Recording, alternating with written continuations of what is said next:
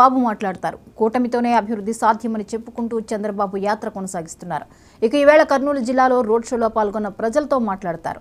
ఆ తర్వాత రాజమండ్రికి బయలుదేరి వెళ్తారు. ప్రధాని మోదీ రాజమండ్రిలో పర్యటిస్తారు. ఆయనతో పాటు చంద్రబాబు అక్కడ ఏర్పాటు చేసిన సభలో పాల్గొంటారు. రైట్, ఈ అంశంపై మరిన్ని వివరాలని మా ప్రతినిధి మస్తాన్ అందిస్తారు. మస్తాన్, చెప్పండి, కర్నూలు జిల్లాలో చంద్రబాబు పర్యటనకు సంబంధించిన అప్డేట్స్ ఏంటి?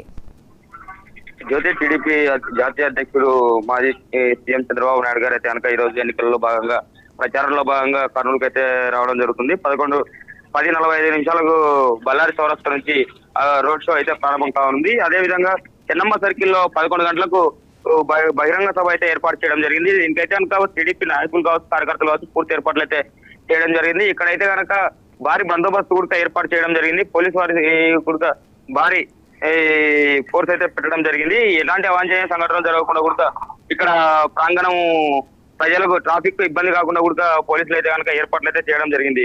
జ్యోతి, ఇకపోతే కర్నూలులో టీడీపీకి ఎలాంటి స్పందన వస్తుంది? జ్యోతి, కూటమిలో భాగంగా అయితే కనుక ఇక్కడ కర్నూలు, నంద్యాల ఉమ్మడి జిల్లాలో చూసుకుంటే కనుక కొన్ని చోట్ల కొన్ని నియోజకవర్గాల్లో తప్పించి మిగిలిన నియోజకవర్గాల్లో పూర్తి స్థాయిలో ఐక్యంగానే ముందుకు పోతున్న పరిస్థితి అయితే కనిపిస్తుంది. కూటమి అభ్యర్థులు వాళ్ళ గెలుపుకు కావాల్సిన సమీకరణాలు అయితే చేసుకుంటున్న పరిస్థితి అయితే కనిపిస్తుంది. అదే విధంగా వైఎస్ఆర్సీపీని ఏ విధంగా ఎదుర్కోవాలి, 14 కాన్స్టిట్యున్సీలు కర్నూలు జిల్లాలో ఉండగా 14 గతంలో వైసీపీ అయితే కనుక క్లీన్ షిప్ చేసిన పరిస్థితి.